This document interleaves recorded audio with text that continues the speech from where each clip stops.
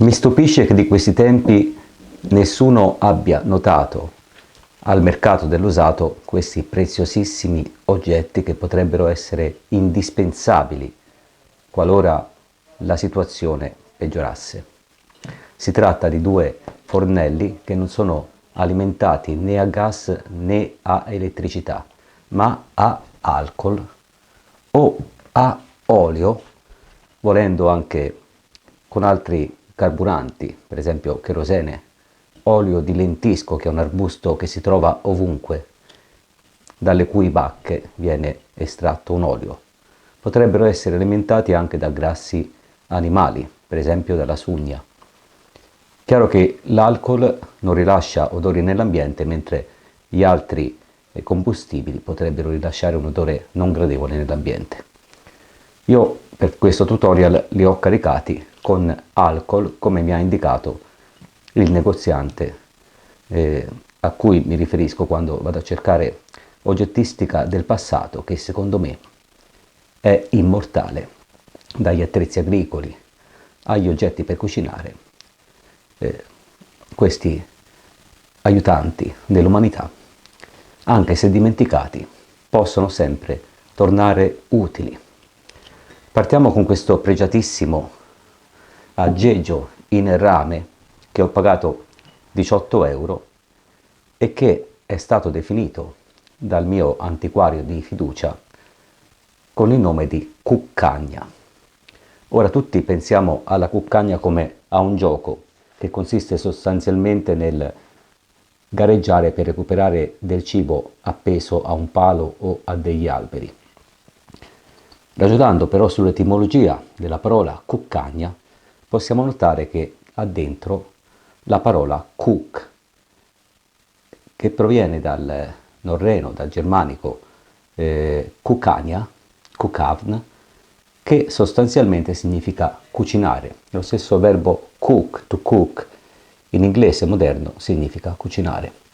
Quindi sottostante alla parola cuccagna, probabilmente in epoca remota, c'era il significato di cucinare.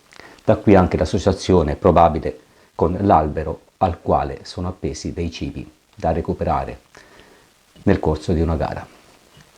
Sostanzialmente questa è una teiera da viaggio, infatti è completamente smontabile.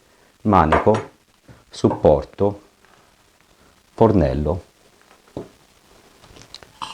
e tappo.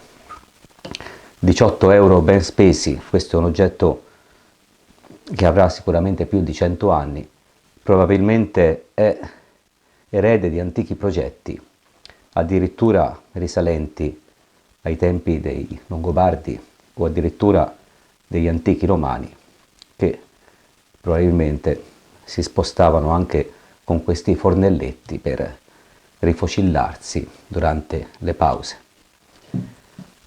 Interessante notare che la teiera qui ha un filtro che permette di filtrare appunto eventuali tisane come tè e molte altre erbe che oltre al tè sono utili e nutrono, come già visto anche ieri sera in un tutorial. Questo però è un contenitore come tutti gli altri, quindi può essere utilizzato anche per sterilizzare eventualmente dell'acqua che si intende utilizzare per cucinare o per bere, oppure come bollitore. Praticamente si mette il fornello caricato di alcol con uno stoppaccino, in questo caso che ho riprodotto in juta presa da un sacco che avevo in baracca, cercando di replicare quello originale che è tessuto in maniera molto più fine, però funziona anche a maglia larga. La logica è la stessa della lanterna, la juta assorbe l'alcol e quindi si infiamma bruciando meno alcol possibile. Caricato, si mette la teiera sopra al supporto, si tappa, si inserisce il manico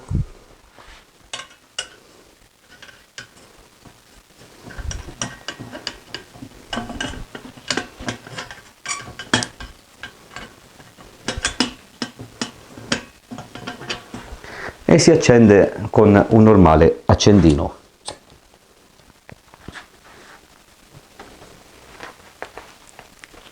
Come si vede, la fiamma è molto viva e molto potente.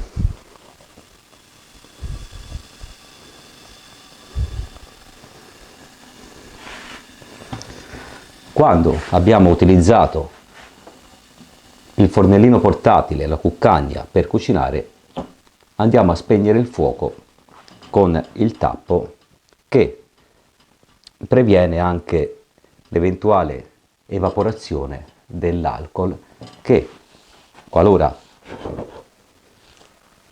fosse necessario, potrebbe diventare anch'esso una materia molto molto preziosa. Andiamo con il secondo esempio, che è concettualmente simile, e ho pagato 15 euro, una cifra ben spesa perché ha un vassoietto, il fornello vero e proprio e un bellissimo contenitore in rame stagnato all'interno. Il principio del suo funzionamento è lo stesso, anche se questo è sprovvisto di stoppaccino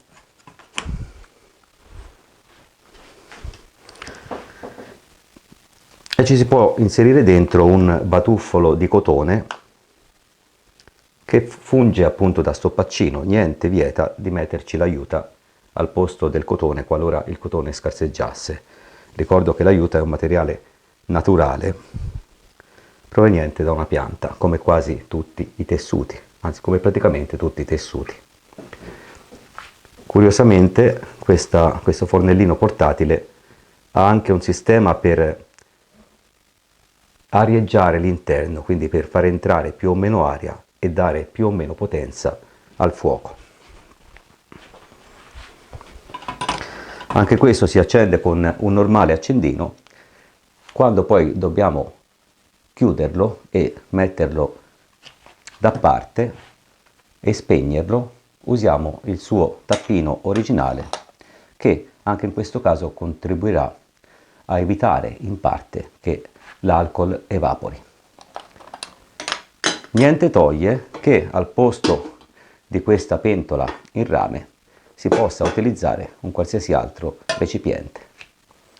In questo caso utilizzerò un tegamino in alluminio e guarderemo quanto tempo utilizzerà questo fornellino autonomo, quindi che funziona a alcol e non ha bisogno né di elettricità né di gas per funzionare, per cuocere un uovo al tegamino, un uovo fritto.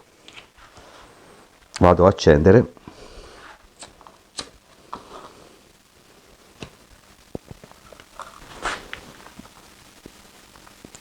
Regolo l'aria, quindi la fiamma prende vigore perché entra più aria e sappiamo benissimo che l'aria svolge un ruolo importantissimo in tutti i processi di combustione. Metto l'uovo.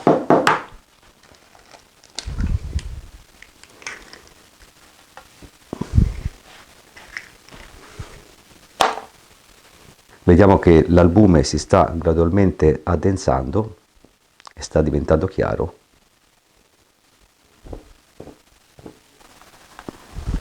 L'olio sta friggendo.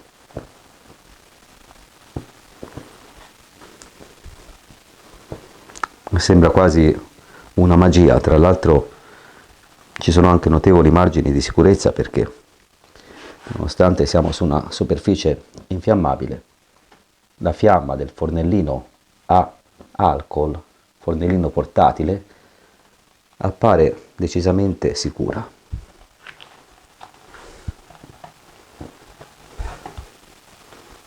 La cuccagna sta svolgendo egregiamente il suo lavoro, l'uovo è quasi cotto, ovvio non ha la velocità del fornello a gas, però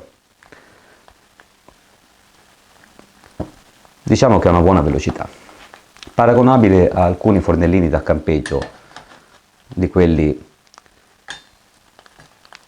a pochi euro.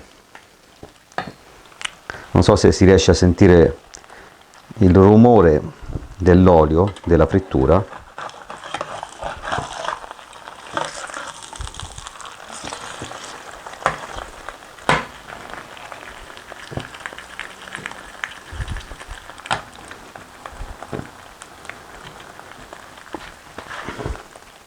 Il vassoietto protegge dal calore il tavolino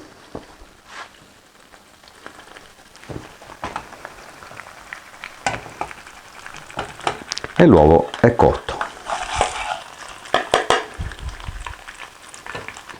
Vediamo una fiamma molto viva, l'abbiamo utilizzata, abbiamo fatto questa dimostrazione e ora andiamo a tappare il fuoco e a prevenire l'evaporazione dell'alcol. Qui la superficie non è per niente calda, quindi diciamo che ho acquistato due oggetti preziosissimi che pochi hanno notato.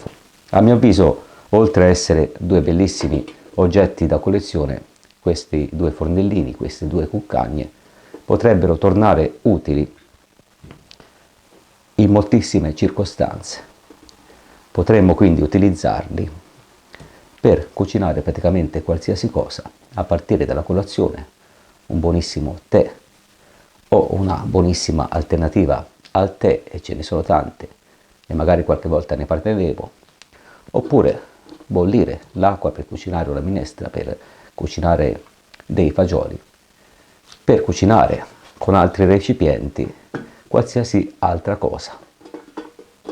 Due oggetti della tradizione dimenticati, risalenti, questo probabilmente a un centinaio di anni fa, questo 60-70 anni fa, quando la cultura, un periodo in cui la cultura era ancora semplice, ci si accontentava dell'essenziale e, a mio avviso, questi due fornelletti fanno davvero parte di ciò che è essenziale avere a disposizione in caso di necessità e non sono inferiori a moltissime altre cose che riteniamo invece prioritarie. In linea di massima, se si ha del cibo, bisogna anche sapere come cucinarlo, altrimenti che senso ha fare scorte di centinaia e centinaia di chili di roba senza prevedere l'eventuale mancanza di gas e elettricità che potrebbe essere egregiamente compensata da questi due prodotti geniali che gli antichi ci hanno voluto lasciare e che si sono voluti far trovare proprio da me in due momenti diversi, in due volte diverse, ma anche dei preziosissimi oggetti che potrebbero essere determinanti, che potrebbero essere degli aiutanti insostituibili. Buona cucina antica e buona cuccagna a tutti. Arrivederci.